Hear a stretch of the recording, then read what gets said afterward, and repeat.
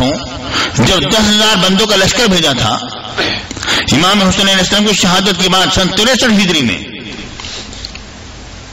تو اس نے کہا تھا ٹھیک ہے لوگ اگر یہ میری بات مان لیں تو ٹھیک ہے، اگر بات نہیں مانتے ہیں تو ٹھیک ہے، تم ان کو سب کو قتل کر دیں، جو چاہنا کرنا۔ 3 دن کے لیے مدینہ تو رسول تمہارے اوپر مباح ہے، جو چاہنا کرتے پھرنا، تم سے کوئی پوچھ گچھ نہیں ہوگی۔ آپ اندازہ کیجئے کہ یہ جملہ بہت بڑا جملہ ہے کہ اللہ کی حرام کردہ چیزوں کو اس نے حلال قرار دیا ہے، اور یہ واقعہ حرام مشہور واقعہ ہے، تمام تفاسیر میں ملے گا آپ کو، یہ واقعہ تاریخ کی کتابوں میں درج ہے۔ اس کے بعد پھر کیا ہوا، جس وقت کہ مسلم بن عقبہ جہنمی جب آیا تو اس نے آ کے لوگوں سے کہا کہ بیعت کرو یزید کی۔ ایک شخص نے کہا کہ میں یزید کی بیعت کرتا ہوں ابو بکر عمر کے طریقے پر، اس نے کہا نہیں، یزید کی بیعت اس طرح نہیں ہوگی، یزید کی بیعت ہوگی سنت ابو بکر عمر پر نہیں ہوگی، یزید کی بیعت اس بات پر تمہیں کرنی پڑے گی کہ اللہ کہ اگر فرما برداری کا حکم کرے تو تمہیں وہ بھی بجا لانا ہے، اور اگر اللہ کی نافرمانی کا حکم کرے تو وہ بھی تمہیں بجا لانا ہے۔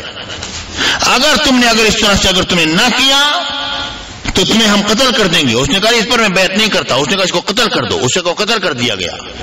اب یہ واقعہ جب واقعہ حرام میں جب ہوا، اس کو آپ اس حدیث پاک سے ملائے جو میرے آقا نے فرمایا تھا کہ ایسے لوگ آئیں گے اگر تم ان کی اقتدا کرو گے تمہیں گمراہ کر دیں گے، اور اگر تم نے ان کی اقتدا نہ کی تو وہ لوگ تمہیں قتل کر دیں گے۔ حضور پھر ہم کیا کریں؟ میرے آقا نے فرمایا کما صنع اصحاب عیسی بن مریم، جس طرح اصحاب عیسی بن مریم نے کیا تھا، نوشر بالمناشیر والصلب وحملوا علی الخشب، وہ داروں سے چیر دیے گئے، سولیوں پر چڑھا دیے گئے، اور اللہ تعالیٰ کی طاعت میں موت جو ہے وہ بہتر ہے اس زندگی سے جو اللہ کی نافرمانی کے اندر آئے۔ آپ بتائیے کیا یہ واقعہ اس بات کی نشاندہی نہیں کر رہا ہے کہ میرے آقا کا یہ فرمان یزید کے بارے یزید کے اوپر اور اس کے حکمرانوں کے اوپر مکمل طور پر صادق آ رہا ہے؟ آپ یہ بتائیے کہ واقع حرم میں کیا کچھ نہیں ہوا؟ 1700 انصار اور مہاجرین شہید کیے گئے، 1700، ایک دو نہیں، 10,000 اہل مدینہ کو شہید کیا گیا، 1,000 عورتوں نے بغیر خاوندوں کے بچوں کو جنم دیا ان 3 دنوں کی پاداش میں۔ اس کا کوئی دیندار ہے یا نہیں؟ اس کا کوئی جواب دہ ہوگا یا نہیں ہوگا؟ آپ ذرا غور تو کیجئے، توجہ فرمائیے، میرے آقا کی وہ مسجد مبارکہ جس جگہ کے متعلق میرے آقا نے فرمایا ما بین بیتی و ممبری روضۃ من ریاض الجنہ، اس کی میرے گھر اور میرے ممبر کے درمیان یہ ساری زمین جو ہے جنت کے باغوں میں سے ایک باغیچہ ہے۔ میرے آقا نے جس زمین کے متعلق یہ بات ارشاد فرمائی، وہاں پر 3 دن تک گھوڑے باندھے گئے، اس کو استبل بنایا گیا۔ مسجد نبوی شریف میں 3 دن تک نہ آذان ہوئی، نہ جماعت ہوئی، نہ تکبیر ہوئی، نہ نماز، کچھ بھی وہاں پر نہ ہوا۔ لوگ گھوڑے جو ہیں وہاں پر لید اور پیشاب کرتے رہے، اس کا کوئی جواب دہ ہے یا نہیں؟ امام حسین علیہ السلام کے سامنے کوئی امریکہ اور روس کی فوجیں نہیں تھیں، قیصر اور کسریٰ کی فوجیں نہیں تھیں، جس کی فوج تھی وہ دیندار ہوگا، اس کو جواب دینا ہوگا، وہ جواب دے گا کہ قیامت کے روز اس طرح بری نہیں ہو جائیں گے یہ لوگ۔ یہ تو مجھے بتاؤ کہ چھوٹے سے علی اصغر نے کسی کا کیا بگاڑا تھا؟ 6 مہینے کا چھوٹا سا بچہ، ارے جو سوائے چونکہ کچھ کر نہیں سکتا ہے، کوئی بات نہیں کر سکتا ہے۔ آپ غور تو کیجئے ان علی اصغر نے کسی کا کیا بگاڑا تھا جو کہ ان کو جو شہید کیا گیا ہے، ان کے حلقوں پر آ کے تیر لگتا ہے اور وہ شہید ہوتے ہیں۔ آپ کے بھی چھوٹے چھوٹے بچے ہیں، آپ غور تو کیجئے، آپ کے بھتیجے ہیں، بھانجے، چھوٹے چھوٹے بچے، ان کا قصور کیا ہے؟ یہاں پر صرف امام حسین علیہ السلام اکیلے کی شہادت نہیں ہوئی، خانواد رسول کو قتل کیا گیا ہے۔ اور وہ جو میرے آقا حضور علیہ السلام نے خانہ کعبہ شریف کا جب طواف فرمایا، اور میرے آقا نے طواف کرتے ہوئے کیا فرمایا؟ میرے آقا نے فرمایا ما اطیبک واطیب ریحک، اے کعبہ تو کتنا خوشبودار ہے، تیری خوشبو تو کتنا اچھا ہے، تیری خوشبو کتنی بہترین خوشبو ہے، وما اعظمک واعظم حرمتک، اور تیری تو کتنا حرمتوں والا ہے، تیری کتنی حرمتیں ہیں، تو کتنا عظیم ہے۔ میرے آقا نے فرمایا لیکن سن لے کعبہ والذی نفس محمد محمد بیدہی، میں قسم کھاتا ہوں ذات ببرکات کی جس کے قبض قدرت میں مجھ محمد عربی کی جان پاک ہے، لحرمت المومن اعظم عند اللہ حرمت منک مالہ و دمہ، میرے آقا نے فرمایا کہ مرد مومن کی حرمت اللہ کے نزدیک تجھ سے کہیں زیادہ ہے اس کے مال سے اور اس کے خون سے۔ مطلب یہ ہے کہ مرد مومن کا جو خون کا جو قطرہ ہے اس کی اتنی حرمت ہے کہ بیت اللہ کی اتنی حرمت نہیں رب کے نزدیک۔ یہاں پر اہل بیت اطہار کے فوارے چھوٹے ہیں، فوارے، کوئی مذاق نہیں ہوا، یہ کوئی بچوں کا کھیل نہیں تھا، اس کا کوئی دیندار ہے، ظاہر ہے جس کی فوج ہے وہ دیندار ہوگا۔ یہ کہہ دینا کہ یہ بعد میں رویا تو بعد میں رونے کا کیا فائدہ؟ اگر اس کے اندر ذرا سی بھی اگر حیا ہوتی تو پھر کیا یہ واقع حرہ بھی کرتا؟ ابھی امام حسین علیہ السلام کو شہید کر کے فارغ ہوا ہے، پھر واقع حرہ اس نے کرنا شروع کر دیا، وہاں پر لوگوں کو بھیجا، مکہ مکرمہ کی بھی حرمت کی، خانہ کعبہ شریف کے پردے جلائے گئے، کیا کچھ نہ ہوا۔ کیا یہ مسلمانوں کے یہ کام ہوتے ہیں؟ کیا مسلمان ایسا کام کرتے ہیں؟ وہ اہل بیت اطہار، اللہ اکبر، وہ خاتون جنت، اللہ اکبر۔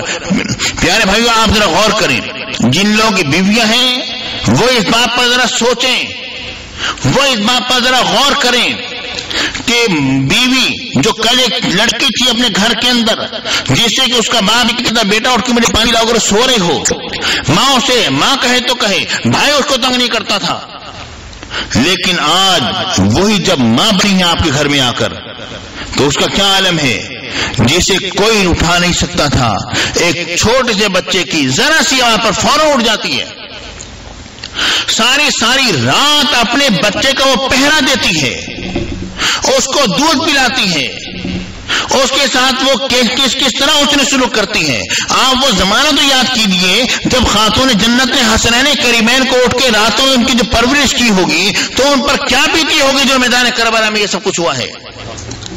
اور میدان کربلا میں صرف پانی ہی بند نہیں کیا گیا تھا، پانی جس جب بند ہو جائے عورت کا، آپ جانتے ہیں کہ عورت کا دودھ نہیں اترتا، تو اہل بیت اطہار کے چھوٹے چھوٹے بچوں کا دودھ بند کیا گیا تھا، ان کی غذائیں بند کی گئی تھی۔ یہ کوئی مذاق نہ ہوا تھا وہاں پر، یہ کوئی کھیل کود نہ ہوا تھا، ظاہر ہے اس کا کوئی نہ کوئی دیندار ہے۔ اور ایسے نفوس قدسیہ، اللہ اکبر، وہ حضرت خاتون جنت فاطمہ الزہرا رضی اللہ تعالی عنہ، اللہ اکبر، جن کی آل کے صحیح معاملہ ہوا جب امام حسین علیہ السلام جس وقت کے نکلے تھے، واقعہ بڑا مشہور ہے، جہاں نکلے تھے گھوڑا چلتا نہ تھا،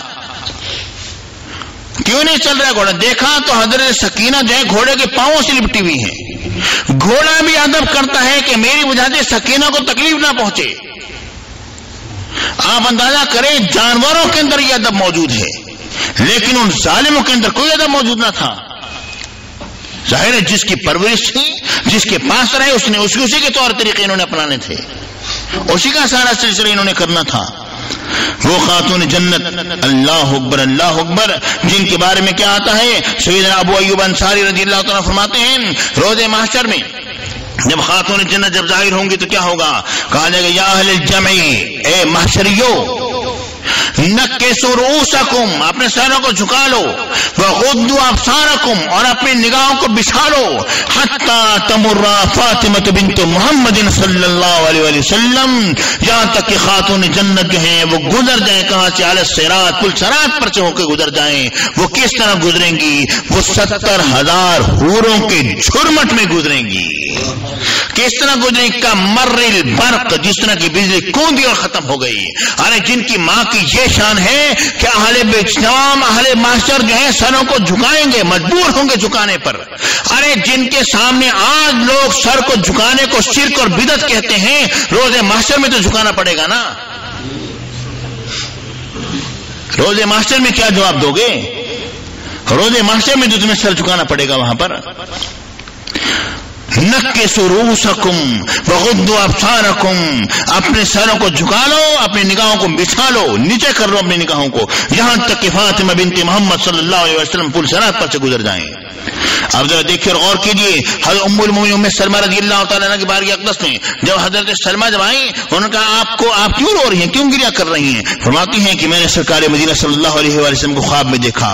کس صورت میں دیکھا؟ میں نے صورت میں دیکھا وعلی راسہ ولحیتہ التراب، میرے آقا کے لیے مبارک کا برسر اکبر مٹی ہے، مٹی ہے۔ فقلت ما لک یا رسول اللہ، میں نے کہا یا رسول اللہ آپ کو کیا ہوا، اتنی مٹی کیسے آن پہنچی؟ میرے آقا نے فرمایا شہید تو قتل الحسین آنفا، میں ابھی حسین کے مقتل سے ہو کر آ رہا ہوں۔ آپ ذرا دیکھیے اور غور کیجیے محترم حضرات، یہ باتیں ایسی نہیں ہیں جو کہ اس طرح بھلا دی جائیں اور اس کو انسان اس طرح بھول جائے، یہ چیز کبھی بھی اس طرح بھلانے والی نہیں ہے۔ بس آخر میں وہ واقعہ پیش کرتا ہوں جو سیدنا عمر بن خطاب رضی اللہ تعالیٰ عنہ اور حضرت امام حسین علیہ السلام، حضرت عبداللہ بن عمر اور امام حسین علیہ السلام کے درمیان ہوا۔ واقعہ کیا تھا؟ جب یہ دونوں آپس میں کوئی تھوڑا سا کھیل کنوارا کر رہے تھے، اچانک حضرت امام حسین کو جس وقت کوئی ایسی بات ہوئی، آپ نے فرمایا اے عبداللہ بن عمر، اچھا یہ بات ہے تم تو میرے نانا کے غلام کے بیٹے ہو، تم تو میرے نانا کے غلام کے بیٹے ہو۔ جب یہ بات کہی تو حضرت عبداللہ بن عمر رضی اللہ تعالیٰ عنہ، اس حضرت عمر بن خطاب امیر المومنین تھے، اپنے باپ کے پاس آئے اور آگے کہتے ہیں مجھے انہوں نے یہ کہی ہے، یہ بات کہی ہے۔ تو آپ نے فرمایا چلو حسین کے پاس چلتے ہیں۔ امام حسین علیہ السلام کے پاس آئے اور آگے کہا حضرت عمر بن خطاب رضی اللہ تعالیٰ عنہ نے یبن رسول اللہ، اے فرزند رسول، انداز کلام ذرا دیکھیے، یبن رسول اللہ، اے فرزند رسول، وہ بات ذرا دوبارہ دہرا دیجئے جو کہ آپ نے میرے بیٹے عبداللہ بن عمر سے کہی تھی۔ حضرت امام حسین علیہ السلام نے فرمایا میں نے کہا تھا کہ تم تو میرے نانا کے غلام کے بیٹے ہو۔ حضرت عمر بن خطاب رضی اللہ تعالیٰ عنہ نے امام حسین علیہ السلام کو بازو سے پکڑا اور سرکار مدینہ صلی اللہ علیہ وسلم کی قبر انور شریف پر لے گئے اور لے جانے کے بعد کہا اے حسین، خدا کا واسطہ لے کر کرتا ہوں کہ قیامت کے روز بھی یہ گواہی دے دینا کہ عمر تمہارے نانا کا غلام تھا۔